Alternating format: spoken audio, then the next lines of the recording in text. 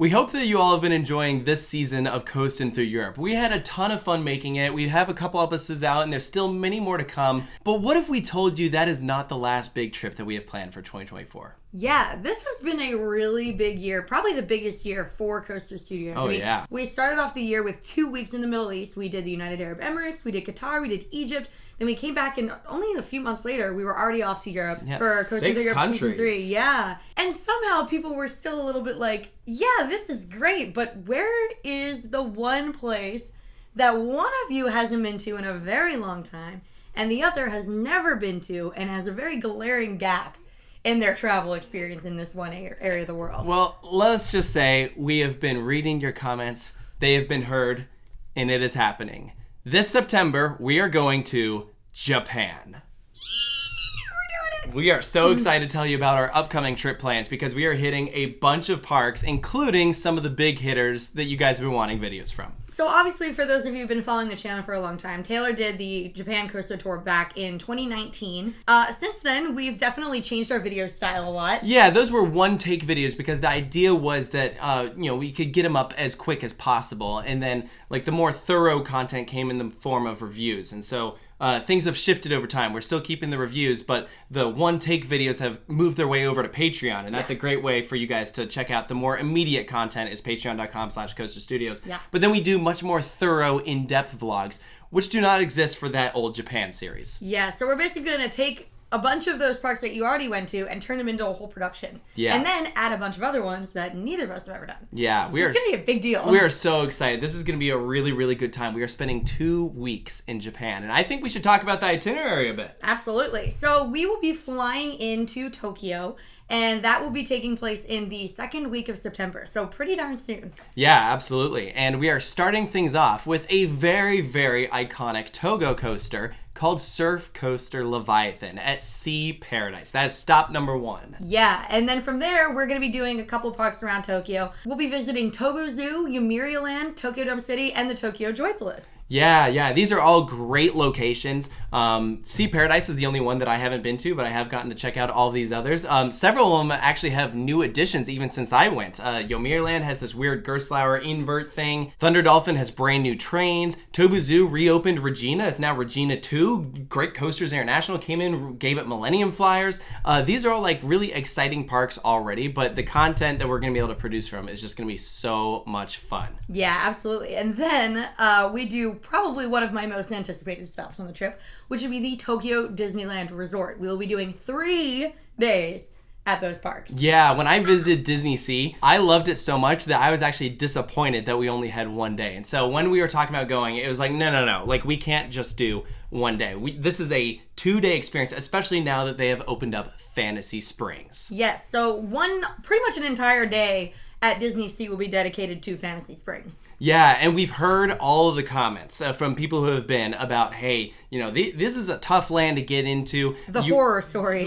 Some people go there and they aren't even able to get on all the rides there, or they're able to gain access to the land, but then the rides you have to have a separate time for. So we are not taking any risks. We are staying on site with a vacation package. It's probably the most expensive thing on the trip. But easily. If we're going all the way out there, we want to do it right. And so we want to get that Fantasy Springs experience. And so we will be experiencing all the big attractions that they have there, including the Peter Pan ride, as well as Frozen and Tangled. Beauty and the Beast is open since you visited. Yeah, Beauty and the Beast just looks incredible over at Tokyo Disneyland. The one downside is we are missing out on Space Mountain because that one hurts a little bit. They're building the new one. Yeah. That'll be kind of cool to see the construction for, but if anything, it just means we have to go back one day. Darn. Oh, darn. Yeah. But this is going to be a fantastic couple of days. Yes, and then continuing on with the fantastic days, we are headed to Fuji Q after that. Yes, now this is one of my favorite parks that I've been to. It is not big, but the rides that they have are just insane. Unfortunately, we are down a pretty major attraction. Dododonpa. Little moment of silence. Closed. Little moment. It will be dearly missed. But we do have a brand new Intamin motorbike style attraction called Zokon. That looks really, really cool. But even without Dododonpa, the big hitter here is Edgenica. You will be riding Edgenica on this trip. I'm so excited. If you guys watched the top 25 video that I did, I said this is probably the best roller coaster that I've ridden because it takes everything that X2 does, but just kicks it up a notch. You know, they fix all those imperfections. I'm very curious in seeing how I like it, 5 years later. I'm very curious on hearing what you think of it. Because I don't really like X2 all that much. Exactly. So I feel like it should be interesting. This is going to be an awesome day. But it does not stop there, because we are then going to head a little bit further south and go to Nagashima Spotland. So if you've been following along with the channel recently, we did like a kind of weirdly placed trip to Northern California. It kind of came seemingly out of nowhere, and probably now it'll make a lot more sense. Those were the 2 RMCs I needed left in the world besides Hokuge. And I decided, I don't count credits, I don't really do milestones, but I wanted one. And I wanted to have Hokuge be my final RMC. That is pretty cool. So we flew all the way out because you're the best. And you came with me. It's fine. I hadn't been to those parks in several years. It's all good. Yeah. Actually, I had been to Japan more recently than the Northern California parks. Oh, there you go. So I got on Joker. I got on Railblazer, barely. But it happened. And we will have the videos out for you guys to see before these videos are released. Yeah. So now I just need Hokuge. Yep. So that'll be your last RMC. That is pretty awesome. It's a great park. Of course, they also have what is currently the world's longest roller coaster, and that is Steel Dragon 2000. So we will ride that before the record is taken away by Falcon's Flight. Just completely obliterated. They're by like 8,000 feet beating it out. It's like completely absurd. Yeah, seriously. But next up, we are going to a park that neither one of us have been to before, and that is Parque España. Yeah, I have a feeling this might be a sleeper hit of the trip. I think so. The potential of this place is so cool. They're known for their B&M invert Pyrenees. Mm-hmm. This is actually a park that a couple people in our group went to. While they were there, I went to a different park. Still had a great time, but I was like, man, next time I go to Japan, I really want to visit this property. And that's exactly what we're doing. And that is going to be a really, really cool place. Absolutely. And then following that, we're just going to keep the momentum going. And we're going to be heading to Universal Studios Japan. Yes, this is a phenomenal park. I'm so excited for you to experience it for your first time. I had a blast there. The big expansion that they've done since my visit is Super Nintendo. Of course, we've done the one in Hollywood. This will have the Yoshi ride, which we're excited to do. And they are opening up a Donkey Kong roller coaster. It was supposed to open months ago.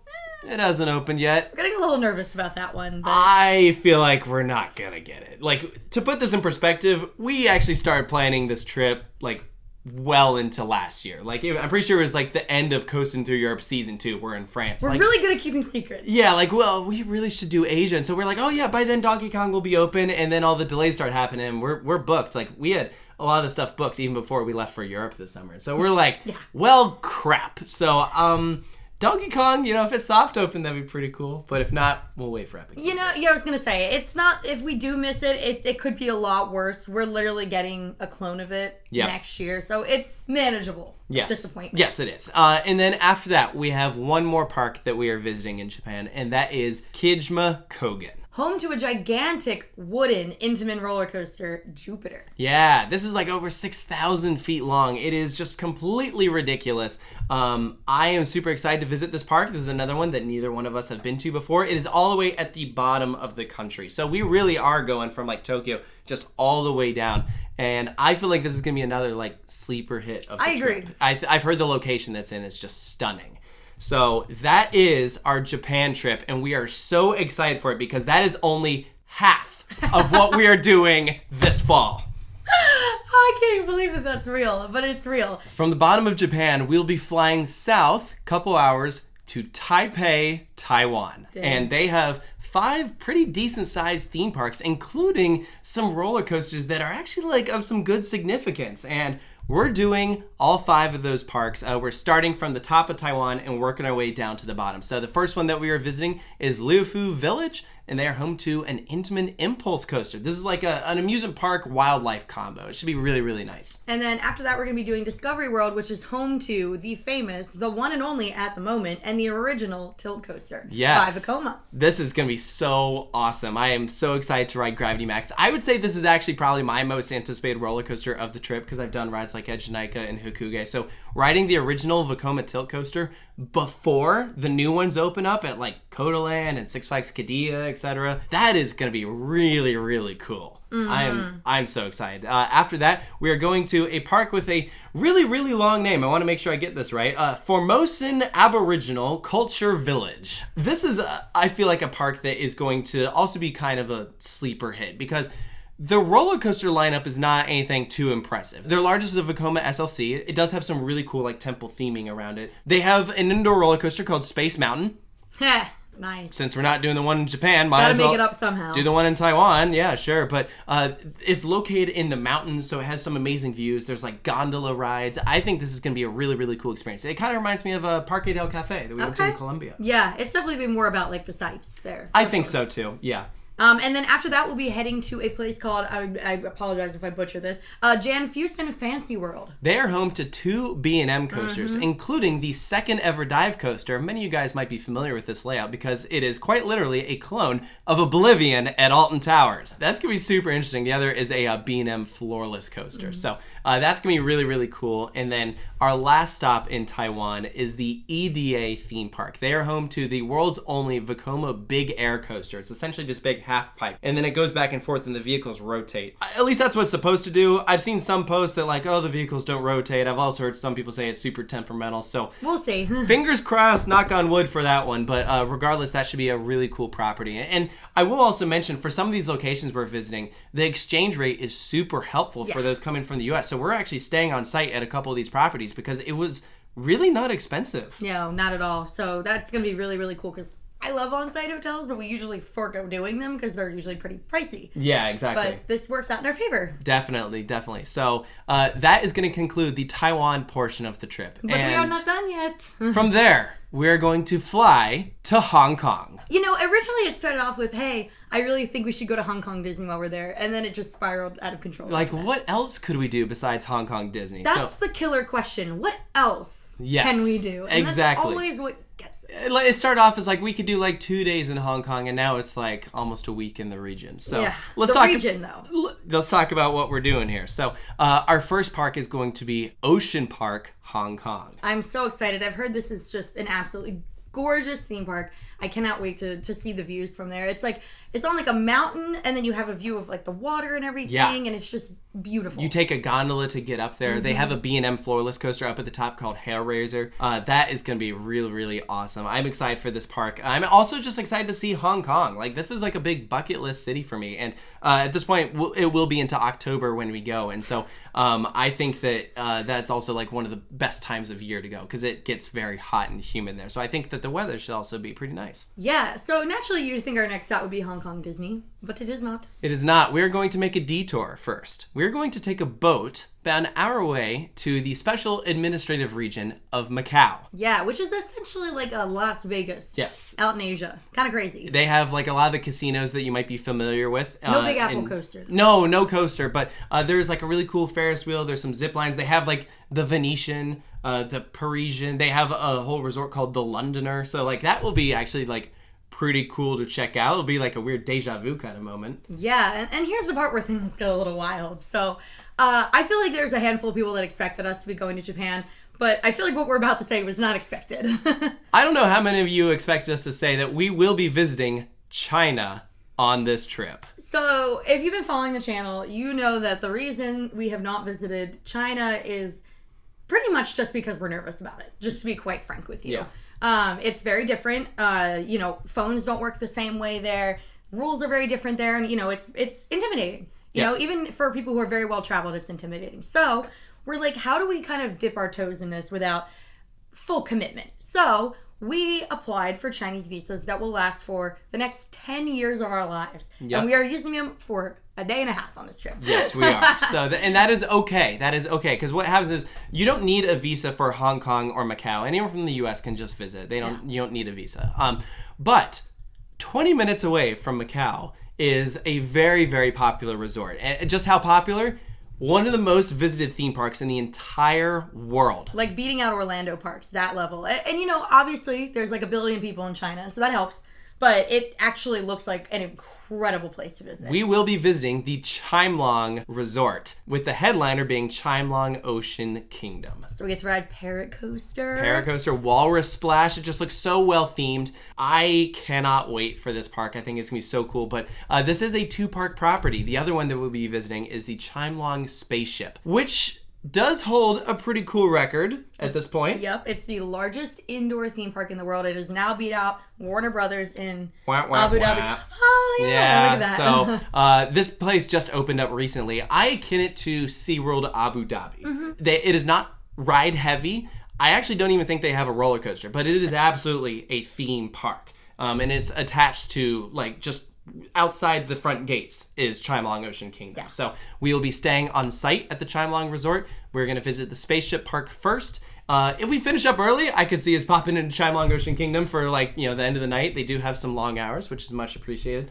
And then we have a full day planned for Chimelong Ocean Kingdom. And then we'll simply take a taxi back into Macau and then our ferry back into Hong Kong to end things out. Yes, and that's when we're going to do Hong Kong Disneyland. We have currently one full day planned, and then the next day we don't fly out till the evening, so we'll probably end up going back in. My guess is we'll end up getting a 2-day ticket. It's like not that much more to add on a second day. No, and it's like $20. We are staying on site at one of their hotels, so we will be on property, which I think is really, really cool. Again, not that expensive. Really not. It really puts into perspective how much more expensive the Orlando and LA parks are. Yeah. It's wild. But that is our trip, otherwise known as Coastin' Through Asia. Season 1. Because I'm sure there will be more. Listen, if we have a Chinese visa that's good for 10 years, I plan on using it. Because we're just going to be like...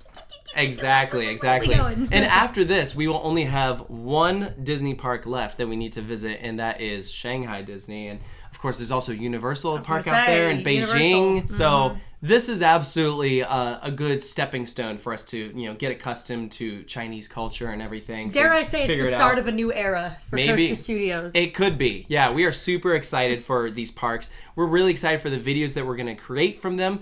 We will be waiting to post them after the Coastin' Through Europe Season 3 videos are out, which I feel like are being pretty good at releasing them, a bit more consistent than maybe in the past. So we'll see how it goes once we're there. Yeah, we'll try our best. Exactly. There isn't a huge gap between when we got back from Coastin' Through Europe into when we're going to Asia. It just kind of happened that way. I think we both kind of wish we had just a little bit more time in between. We're making it work. We're making it work. We're doing our best. But yeah, this is a full month that we are spending in Asia.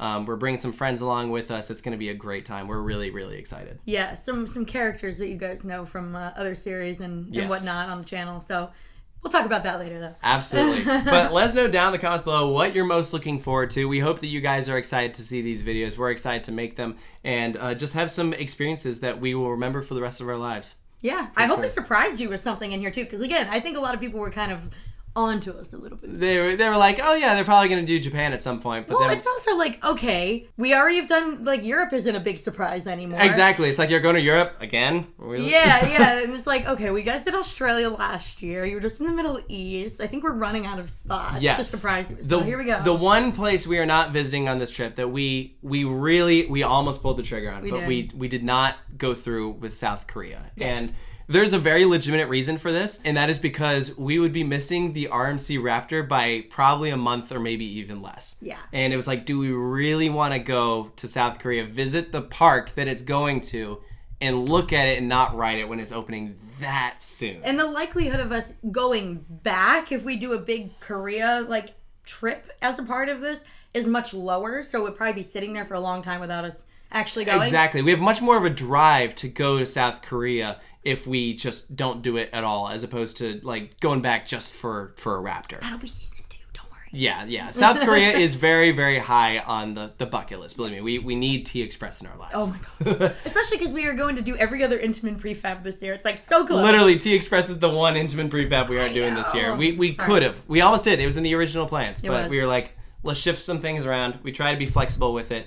We're really, really thrilled with the lineup that we have. I'm proud of it. I think it's going to be really good. Yeah, because, there's a ton of parks in Japan, for instance. We're hitting all the main ones in Taiwan, but there's places in Japan that we're leaving out. So, there's still potential to go back and visit more locations. If you want to be the first to hear our initial reactions to everything that has taken place from this trip, please, patreon.com/coasterstudios. Yeah, there'll be daily updates pretty much. Daily updates, initial reactions, those one-take videos that we talked about earlier. That is the best way to support the channel and also keep up to date with our thoughts. which will be out well before the vlogs do. And to be fair, there are some members of our Patreon that have known about this trip for almost a year. So that is true. Go figure. If you want to be in the loop. Yeah, literally, yeah. So, yeah, thank you guys as always, and we'll see you next time.